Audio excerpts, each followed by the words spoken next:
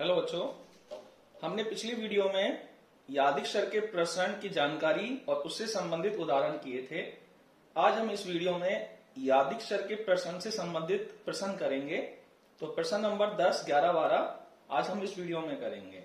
तो ध्यान दीजिए प्रश्न नंबर 10 पर। एक अनभिनत पासे, अनभिनत का मतलब होता है अनबेस्ड, नॉर्मल पासा जिसमें कोई बेस नहीं हो, क्योंकि पासे पर 6 हिस्से होते हैं और 6 हिस्से बराबर स्थिति में आ सकते हैं, तो ऐसे पासे को हम अनभिनत पासा बोलते हैं। एक अनभिनत पासे को फेंकने पर प्राप्त संख्याओं का प्रसरण ज्ञात करो। देखिए हमें किनका प्रसरण ज्ञात करना है? प्राप्त संख्याओं का। तो पासे पर प्राप्त संख्याओं को हम x मानेंगे, क्योंकि हमें x का ही तो प्रसरण ज्ञात करना होता है, इसलिए हमें x किसको मानना पड़ेगा? प्राप्त संख्याओं को। तो हम उत्तर की तरफ चलते हैं। प्रश्नानुसार x बराबर पासे पर प्राप्त संख्या। तो देखिए इसलिए x के मान 1 2 3 4 5 6 होंगे, क्योंकि पासे पर 1 से लेकर 6 तक संख्याएं हो सकती हैं, तो इसलिए हमें प्राप्त संख्या कोई सी भी हो सकती है, तो इसलिए x के मान 1 2 3 4 5 6 होंगे। अब x बराबर 1, अब हम इनकी प्रायिकता निकालते हैं सभी मानों की। तो x बराबर 1, तो देखिए 1 आने के अनुकूल परिणाम 1 ही है और कुल परिणाम 6, इसलिए x बराबर 1 की प्रायिकता 1/6, x बराबर 2 की भी 1/6, x बराबर 3 की भी 1/6, x बराबर 4 की भी 1/6, 5 की भी 1/6 और 6 की भी 1/6, क्योंकि इन सभी संख्याओं के अनुकूल परिणाम 1 है और कुल परिणाम 6 है, तो इन सबकी प्रायिकताएं 1/6 होंगी। अब हम इनका प्रायिकता बंटन बनाते हैं। तो x के अंदर 1 2 3 4 5 6 और px के अंदर इन सभी की प्रायिकताएं 1/6, 1/6, 1/6, 1/6, 1/6 और 1/6। अब हम माध्य निकालते हैं। माध्य का मतलब EX, हम माध्य को EX से दर्शाते हैं और कैसे निकलता है? x का मान और उसके संगत प्रायिकता के गुणनफल को हम आगे लेते हुए सभी का योग करते हैं, तो इस तरह से हम माध्य निकालते हैं। तो 1 गुना 1/6 प्लस 2 गुना 1/6 फिर 3 गुना 1/6 फिर प्लस 4 गुना 1/6 प्लस 5 गुना 1/6 और प्लस 6 गुना 1/6। तो देखिए सबका लघुत्तम समान है 6, इसलिए ऊपर की सभी संख्याओं को जोड़ ले, तो ऊपर की सभी संख्याओं को जोड़ने पर आएगा 21 और नीचे लघुत्तम है 6, तो 21/6 आ गया माध्य। अब हम EX स्क्वायर निकालते हैं। देखिए प्रश्न के सूत्र में सिग्मा x स्क्वायर बराबर EX स्क्वायर माइनस EX का होल स्क्वायर आता है, तो यहाँ पे EX तो माध्य है और EX स्क्वायर का मतलब होता है कि x के सभी मानों का स्क्वायर करके उनको उनकी संगत प्रायिकता से गुणा करना होता है। तो हम EX स्क्वायर निकाल रहे हैं। तो देखिए 1 का स्क्वायर कर दिया, फिर उसको गुणा कर दिया 1/6 से, फिर प्लस 2 का स्क्वायर कर दिया, फिर उसको गुणा कर दिया 1/6 से, फिर प्लस 3 का स्क्वायर कर दिया, फिर उसको गुणा कर दिया 1/6 से, फिर प्लस फिर 4 का स्क्वायर कर दिया, उसको गुणा कर दिया 1/6 से, फिर प्लस 5 का स्क्वायर कर दिया, फिर उसको गुणा कर दिया उसकी प्रायिकता मतलब 1/6 से, फिर प्लस 6 का स्क्वायर कर दिया, फिर उसको गुणा किया उसकी प्रायिकता से 1/6 से। ठीक है, तो यहां पे भी लघुत्तम समान है 6, तो सभी संख्याओं को ऊपर की संख्याओं को जोड़ने पर आया 91 और लघुत्तम 6। अतः प्रश्न सिग्मा x स्क्वायर बराबर EX स्क्वायर माइनस EX का होल स्क्वायर। तो EX स्क्वायर का मान रखा हमने 91/6 माइनस EX का मान रखा 21/6, तो EX पर स्क्वायर आ रहा है तो EX का होल स्क्वायर। ठीक है, तो 91/6 माइनस हमने 21/6 का होल स्क्वायर खोला तो 441/36 लघुत्तम लिया, कैलकुलेशन करी 105/36 और काटने पर यहां किससे कट रहा है? 3 से कट रहा है, तो 35/12। प्रश्न नंबर 11, एक बैठक में 70% सदस्यों ने किसी प्रस्ताव का पक्ष लिया और 30% सदस्यों ने विरोध किया।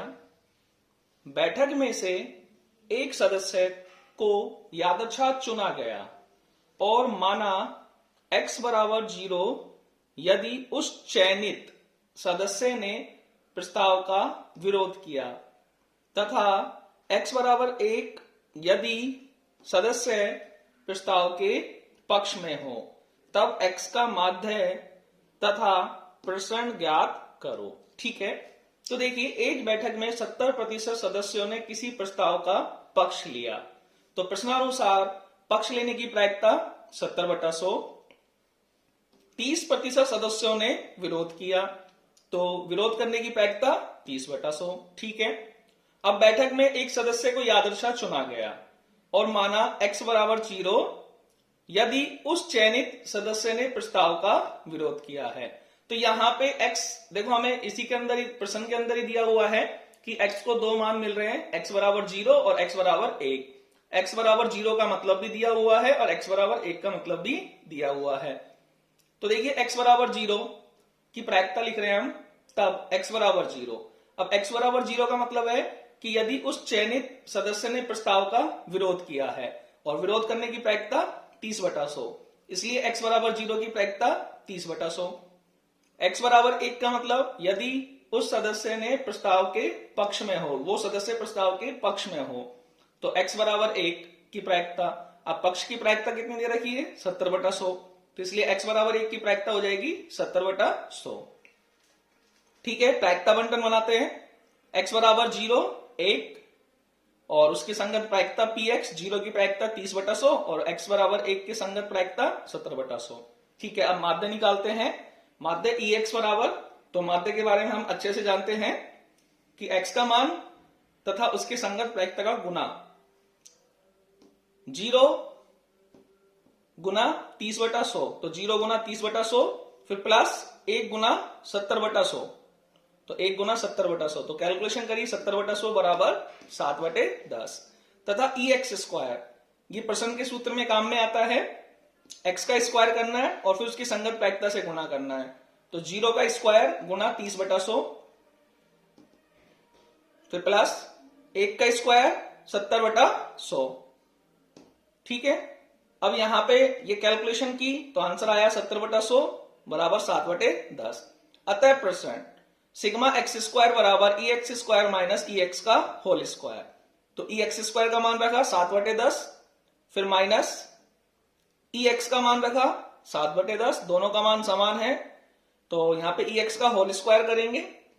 ठीक है, अब देखिए 7/10 दोनों में से कॉमन आ गया, तो हमने कॉमन ले लिया।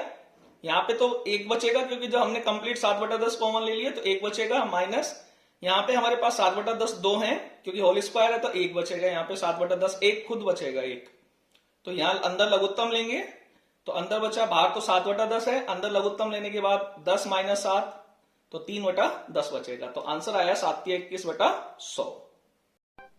प्रश्न नंबर 12, ताश के 52 पत्तों की एक भली भांति फेंटी गई गड्डी में से 2 पत्ते उत्तरोत्तर बिना प्रतिस्थापन के निकाले जाते हैं।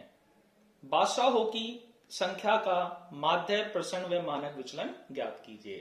तो ध्यान दीजिए, यहां पे हम यादृच्छर का ही माध्य निकालते हैं, प्रसरण निकालते हैं और मानक विचलन निकालते हैं। तो बादशाहों की संख्या का हमें यहाँ पे माध्य, प्रसरण व मानक विचलन निकालना है, तो इसका मतलब बादशाहों की संख्या ही हमारा यादृच्छर x होगा।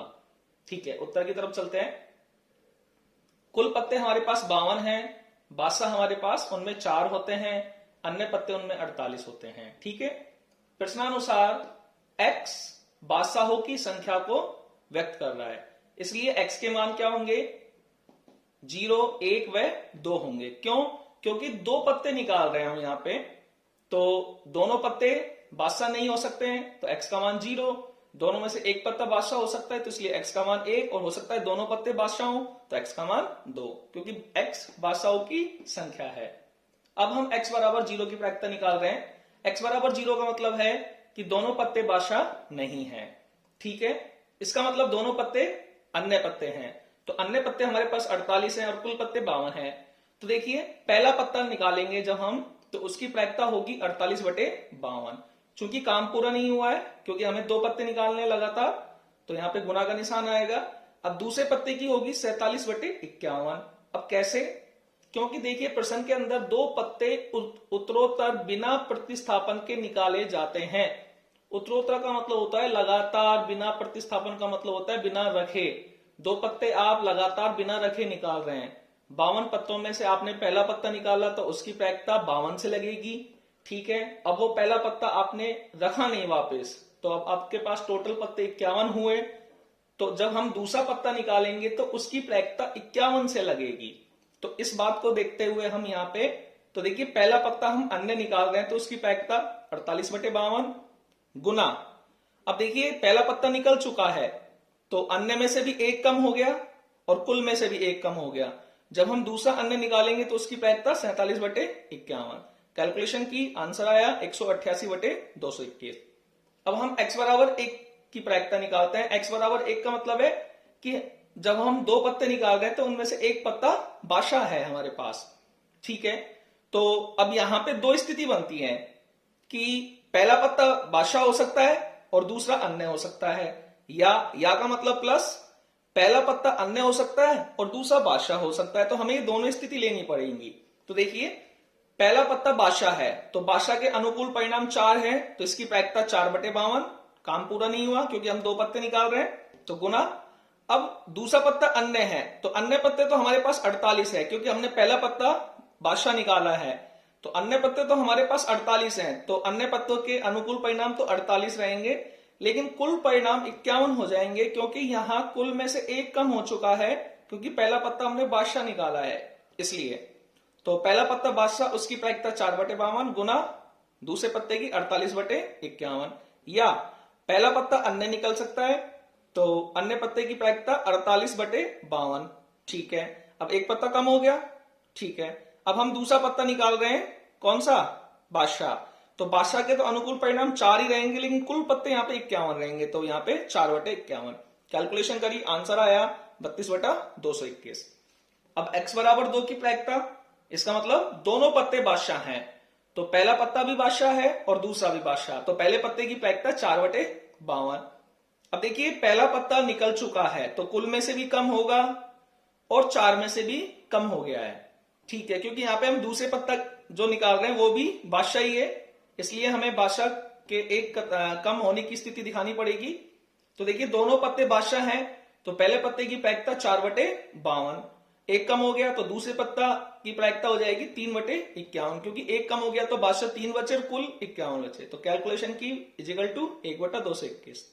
अब हमने प्रायिकता बंटन बनाया, x बराबर 0, 1, 2, तो 0 की प्रायिकता 188/221, x बराबर 1 की 32/221 और x बराबर 2 की 1/221, ठीक है। अब हम माध्य निकाल रहे हैं, तो माध्य निकालने के लिए इन सभी x के सभी मानों को उनकी संगत प्रायिकताओं से गुणा करके जोड़ना है। तो 0 गुना 188/221 प्लस 1 गुना 32/221 प्लस 2 गुना 1/221, तो कैलकुलेट किया 34/221, लघुत्तम समान है, ठीक है। तो ये तो 0 हो गया, ऊपर की संख्या ऐसे कैसे जुड़ जाएगी, तो 32 और 2 34/221 तथा ex², ये प्रश्न के सूत्र में काम में आता है इसलिए हम निकालते हैं इसको। इसका मतलब x का स्क्वायर करो और उसकी संगत प्रायिकता से गुणा करो, तो 0 का स्क्वायर गुणा उसकी संगत प्रायिकता 188/221, फिर प्लस 1 का स्क्वायर गुणा 32/221, फिर प्लस 2 का स्क्वायर गुणा 1/221, कैलकुलेशन की 236/221। यहां पे भी लघुत्तम समान है तो ऊपर की संख्या जुड़ जाएंगी। अतः प्रश्न सिग्मा x² बराबर ex² माइनस ex का होल स्क्वायर, तो ex² का मान रखा हमने 36/221 माइनस ex का मान है 34/221, तो ex पर स्क्वायर लग रहा है तो इसलिए सॉरी यहाँ पे गलती हो गई, ये 32 लिख दिया है तो यहाँ पे 34 होगा क्योंकि यहाँ पे ex का मान 34 है, 34/221, तो 34/221 का स्क्वायर। तो कैलकुलेशन करी हमने दोनों की, कैलकुलेशन करने के बाद हमारे पास आंसर आया 6800/221 का होल स्क्वायर, ठीक है। अब हम मानक विचलन निकालते हैं क्योंकि प्रश्न में मानक विचलन भी पूछा है। तो देखिए मानक विचलन के बारे में हम जानते हैं कि प्रश्न का अंडर रूट ही मानक विचलन होता है, प्रश्न का अंडर रूट ही मानक विचलन होता है। तो यहाँ पे प्रश्न हमारे पास आया 6800/221 का होल स्क्वायर, तो हम मानक विचलन निकालेंगे अंडर रूट प्रश्न, तो प्रश्न का मान रखा 6800/221 का होल स्क्वायर, कैलकुलेशन की आंसर आया 0.37।